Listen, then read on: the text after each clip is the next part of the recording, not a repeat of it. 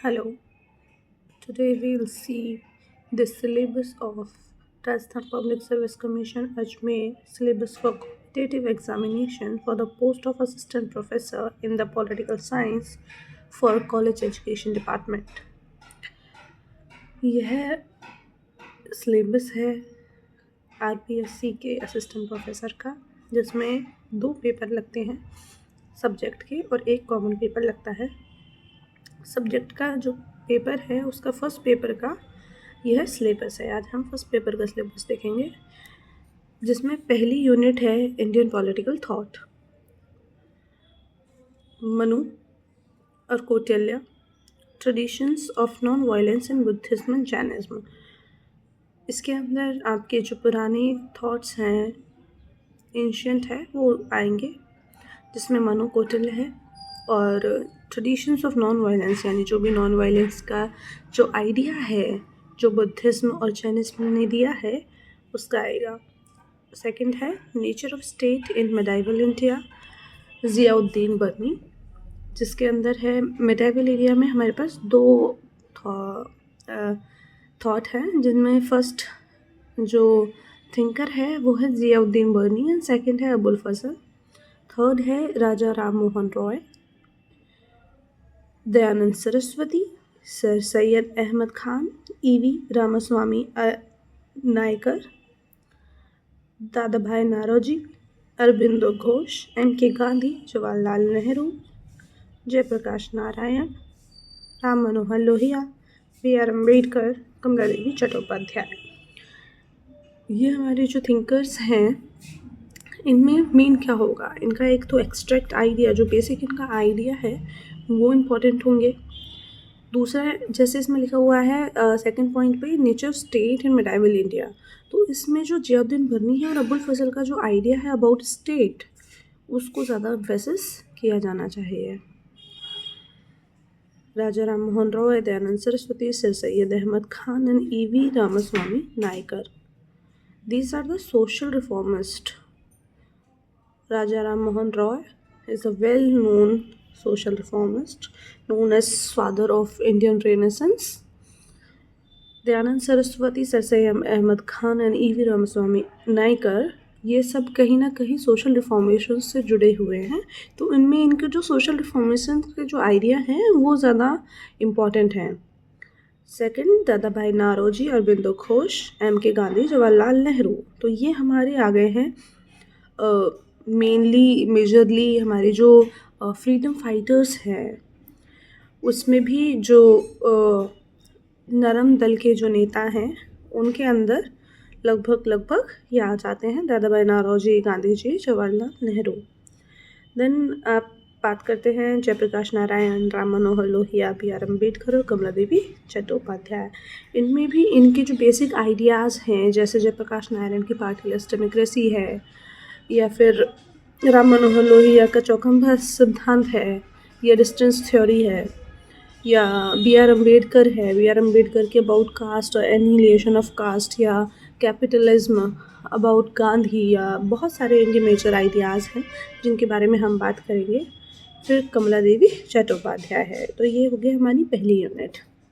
Then we'll come to the next unit, political concept and ideologies. इसमें हमारे जो भी कॉन्सेप्ट है about polity, that is state, like कि स्टेट के बारे में किस किसने कौन सी थ्योरी दी है, that is liberal, ideal, Marxist, post colonial and subaltern. फिर आपके जो मेजर जो थॉट्स हैं, जैसे कॉन्सेप्ट्स हैं, वो हैं rights, liberty, equality, justice, citizenship, concept of democracy. अब डेमोक्रेसी की जब हम बात करते हैं तो it is a very vast topic ना, तो इसके अंदर हम बाकी सारी जो थ्योरीज़ हैं वो सब भी देखेंगे, जैसे कि classical, liberal and Marxist theories, models of democracy, representative and participatory and deliberative. अब जो आइडियोलॉजीज़ है वो भी डिफरेंट हैं, तो उसमें से हम जो मेजरली 3 हैं वो पढ़ने वाले हैं, लिबरलिज्म, मार्क्सिज्म एंड कंजर्वेटिज्म। अब हमारा थर्ड जो है वो है comparative politics and governments.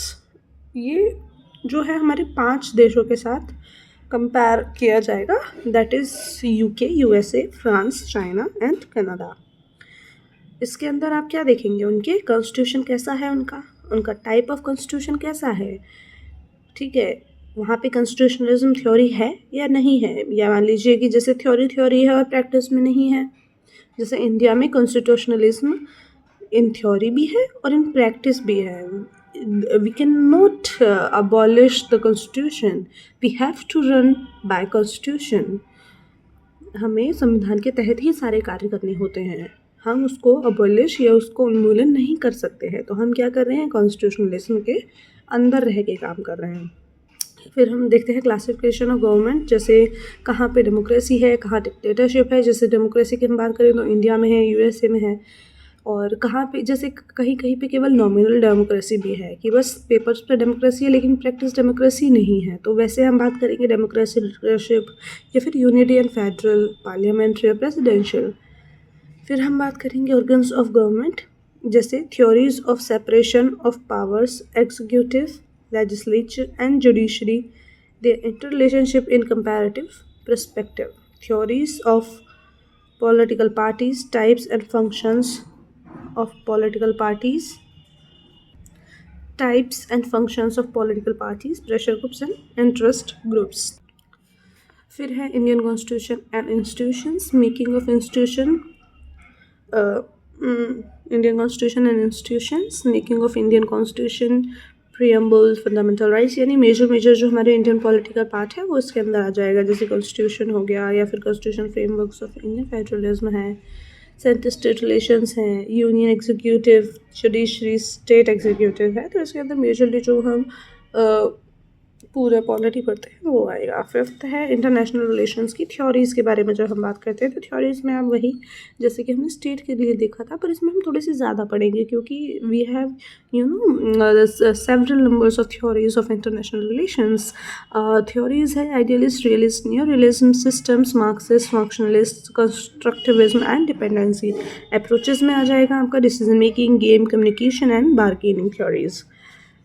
Concept, national power and its element, national interest and its instruments, balance of power, collective security, ये सारे कॉन्सेप्ट हैं, इनके बारे में हमको मेजरली पढ़ना होता है। इनके राइटर्स जो हैं, इनके जो मेन थिंकर्स हैं, कौन ने कौन सा कॉन्सेप्ट दिया है, जैसे केनेथ वॉल्स ने दिया है, या फिर जैसे सिक्योरिटी डिलेमा है या मेयर शिमर है, इन सबको हम इसके अंदर ही पढ़ते हैं क्योंकि इंटरनेशनल रिलेशंस के जाने माने राइटर्स हैं ये, जिन्होंने बहुत अच्छे कॉन्सेप्ट्स दिए हैं। Arms race, arms control, disarmament, nature, causes and types of war, emerging concepts, multiculturalism and identity politics, regionalism and green politics, and end of history of Francis Fukuyama. तो ये है हमारा पहला पेपर का सिलेबस। अब इसमें देखिए पैटर्न ऑफ क्वेश्चन पेपर। अब इसके अंदर क्या आएगा कि एक तो है पहला ऑब्जेक्टिव टाइप पेपर है, मतलब उनके पास क्वेश्चंस होंगे और उसके वहाँ पे क्या होंगे, ऑप्शंस होंगे जहाँ आपको टिक करने होंगे। सेकंड है मैक्सिमम मार्क्स है 75। फिर है नंबर ऑफ क्वेश्चंस, यानी जो ऑब्जेक्टिव क्वेश्चन होंगे वो 150 क्वेश्चंस होंगे और इसको सॉल्व करने के लिए आपके पास 3 घंटे होंगे। सारे क्वेश्चंस बराबर नंबर यानी आधा मार्क कैरी करेगा। मीडियम ऑफ कॉम्पिटेटिव, यानी पेपर तो आपका बाइलिंगुअल ही आएगा, चाहे आपने इंग्लिश लिया हो चाहे हिंदी लिया हो। एक पेज पे आपको इंग्लिश में क्वेश्चंस मिलेंगे and at the second page on the parallelly there will be a question in English, यानी that is a vice versa. If there is a first place of English and then second is Hindi. If on first place is Hindi, then there is a second place of English. And negative marking तो होगी ही, that is 1/6 number, क्योंकि आधा number का तो question ही है।